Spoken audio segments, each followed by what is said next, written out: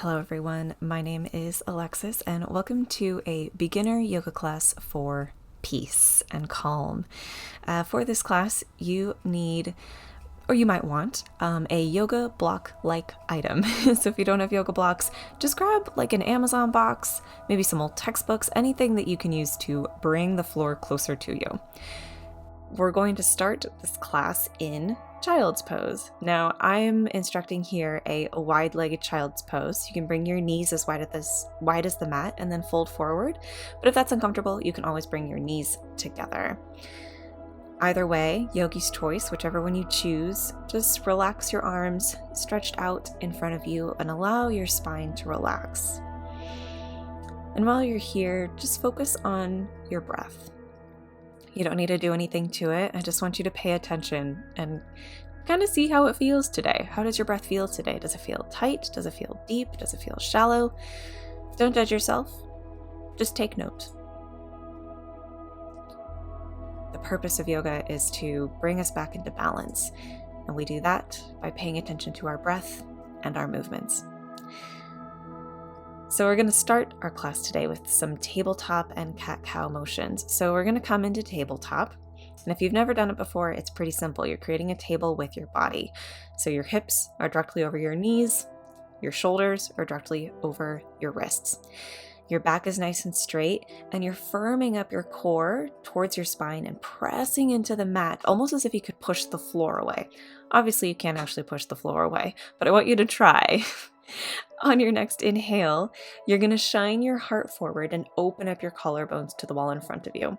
On your exhale, you're going to scoop your spine up to the ceiling and tuck your chin into your chest. This is your cat-cow motion, and this will link our breath and our movement. So on your next inhale, shine your heart forward. Exhale, scoop your spine. Inhale, you make a smile with the body, and on your exhale, you make a rainbow.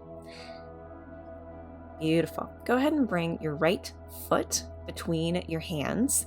And if you like, you could grab your blocks. I recommend them for this little sequence we're going to do, but we're coming into a low lunge. So your right knee should be over your right foot. And it doesn't matter how deep you go into your lunge. You're still going to get the benefits no matter where you are. The most important thing is that right knee is directly over the right ankle. Bring your left hand down to the mat now and open up your right arm to the ceiling. You're going to twist your body towards the right side of your mat for our low lunge easy twist. And just breathe here. It doesn't matter where your head is looking. We want to be twisting in our body, not in our head. Come back up to your low lunge. And here's where you might want to bring your hands to your blocks. We're going to press our hips back and attempt to straighten that right leg. If it's totally bent and you can't straighten it, that's totally fine. We're getting a nice glute stretch here, and you're going to get that no matter if your knee is super bent or if your knee is super straight and your nose is touching your knee. You're going to get the benefits no matter what. Use the blocks to bring the floor closer to you if you need them, and just relax over that right leg. And again, it doesn't matter how far you're going. And then just breathe. And then use your blocks to come back forward into your low lunge. Very nice. Bring your hands to the mat and return your right knee next to the left. And reset up your tabletop pose, right? Hips over knees, shoulders over wrists, abs firm and engaged, pressing into the mat with your hands. Beautiful. Next, we'll bring the left foot between the hands, coming into our low lunge again. And again, the most important thing is that left knee is directly over the left ankle. You can inhale the arms up overhead, or you can keep them at your hips or on blocks by your sides. The goal is to keep your spine nice and long, like you could grow up out of your hips like a tree. Bring your right hand down to the mat and open up to twist to the left. So you're opening up your left arm to the ceiling and twisting your body towards the left side of your mat. Come back up into your low lunge. Very nice. And now, if you hadn't before, maybe bring your hands to your blocks.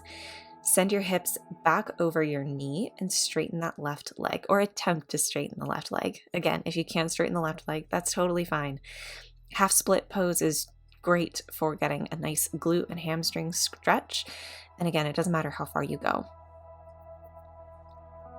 I don't want you to try to bring your nose to your knee either. Just sort of relax your body over your leg. Come back forward into your low lunge. Set your blocks off to the side and bring your left knee back to join the right. Curl your back toes under and press into your hands to press your bum up to the ceiling. We're coming into downward facing dog, probably one of the most famous yoga postures. Keep your knees bent. You want to feel like you're about to jump into a handstand in this pose. Downward dog is actually more of an upper body pose than a lower body pose. So press your sternum towards the mat, press into all the knuckles in your hands, and when you feel like your upper body is strong, then you can straighten your legs. Go ahead and walk your feet towards your hands and your hands towards your feet. We're coming into a forward fold. Clasp your opposite elbows with your hands and just relax over your legs. Keep your knees nice and bent here as well. You can work towards straightening your legs in time, but for today's focus, just keep your knees nice and bent. On your next inhale, we're going to lift up halfway, and we're basically forming a reverse L shape with our bodies. You can always use blocks underneath your shoulders to really press your hands into. I want to be able to balance a China tea set on your back here. Exhale, fold forward and come all the way up to standing. Inhale the arms up overhead, and exhale, bring your hands to prayer at heart center. Very nice. We're going to come next into a wide-legged posture. So bring your feet about the width of one of your own legs. Your toes should be facing forward. Your feet are parallel to the short edge of your mat. Inhale the arms up overhead, and exhale, hinge at the hips like a door hinge and fold forward. You're relaxing your body again forward and getting a nice deep stretch in your legs. If you can't quite reach the floor, you can always rest your hands either on your ankles or your calves, or you can bring your blocks underneath your shoulders.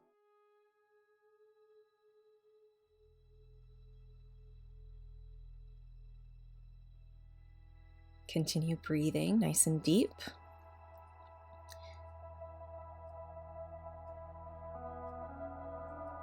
Beautiful. Bring your hands to your hips, press into your feet, and lift all the way up to standing. Inhale the arms up overhead.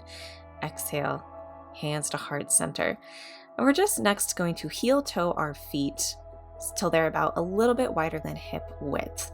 Your heels are going to be in, your toes are going to be facing out. We're going to come into what's called our yogi squat. If you can't squat all the way to the ground like I can, that is totally fine. You'll just rest with your elbows resting on your knees.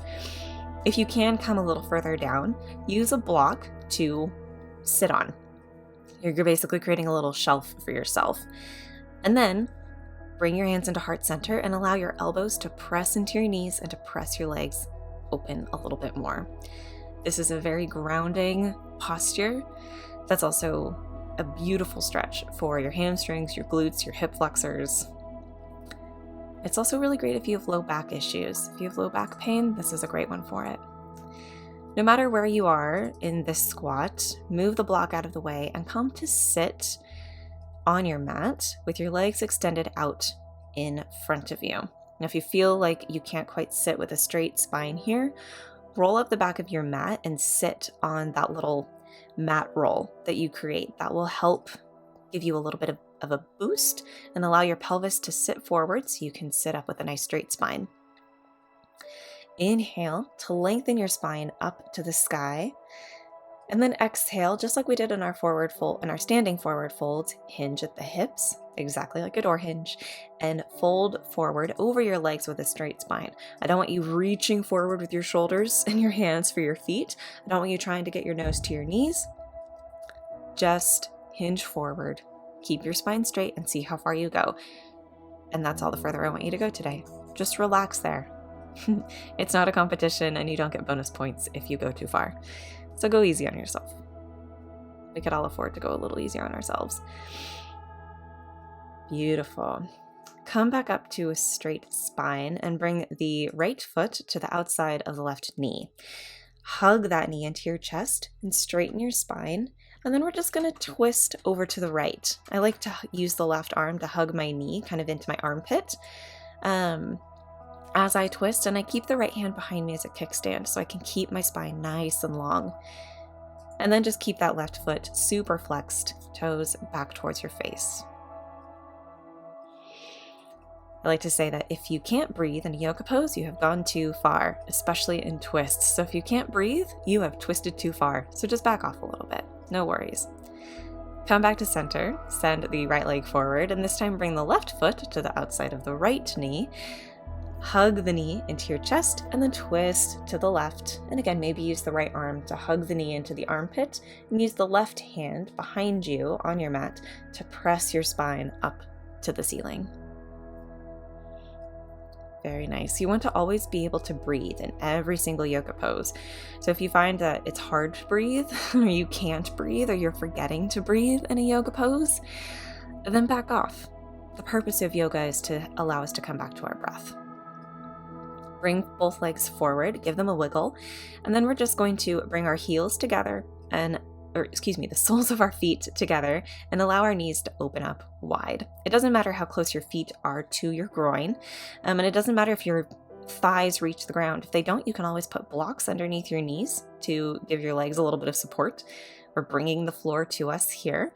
Wherever you are, though, maybe grab your ankles, inhale to lengthen up through your spine like always.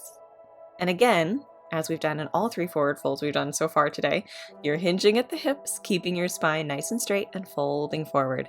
We're not reaching, we're not stretching, we're not forcing ourselves into a stretch. We're allowing gravity to do its work on our body while we maintain proper form. Yeah? So just take a few deep breaths here. I like to either keep my hands wrapped around my feet, or sometimes I'll allow my palms just to sit face up. Come back up to a seated position, bring your knees together, and we're going to come to lie down on our backs.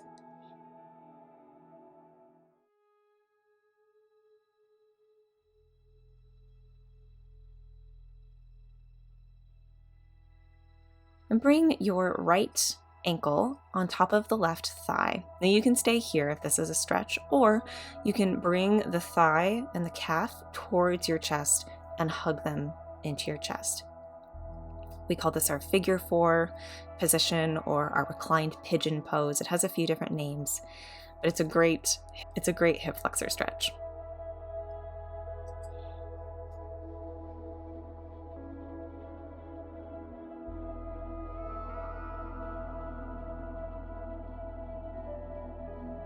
Beautiful. Bring that left foot back to the mat, and we'll just switch sides. So bring the left ankle onto the right thigh. And again, you can stay here if that's a great stretch. If you want a little bit more, you can hug hands behind the thigh or hands around the calf and pull your leg into your chest.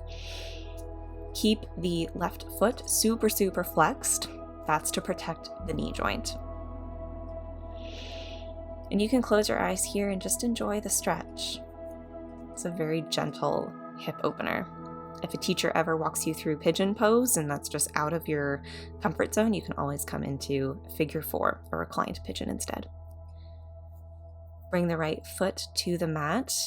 Allow your legs to drop to one side and then the other. We call that windshield wipering the legs. Beautiful. And then all you're going to do is extend your legs out long, feet as wide as the mat. Hands can rest by your sides. And this is your Shavasana pose. All you have to do here is breathe and rest. You don't have to effort. You don't have to pay attention to your breath. Just close your eyes. And if you fall asleep, that is totally fine. I'll leave you in silence, so just enjoy it. This is where the zen that most people feel after a yoga class comes from. So take the opportunity and really relish it.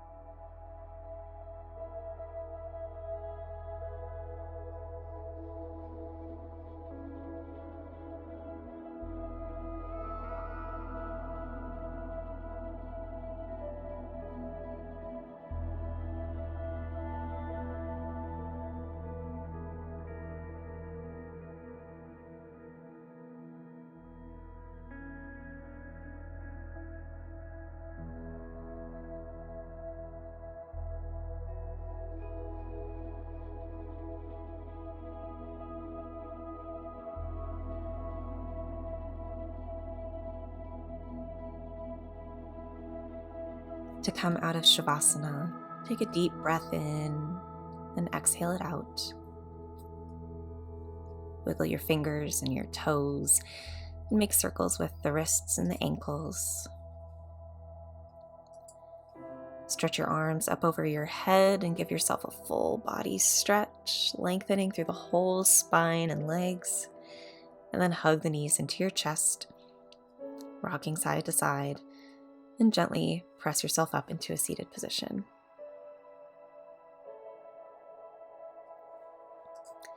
Inhale the arms down, around, and up overhead, and exhale your hands into prayer at heart center. I close every class with a mantra. Om Shanti Shanti Shanti. It essentially means Om, peace, peace, peace. May peace be with you, friends. Have a lovely rest of your day. If you liked this video, be sure to like it, give it a thumbs up. Be sure to subscribe. I have lots more beginners classes coming your way this month. And until next time, bye for now.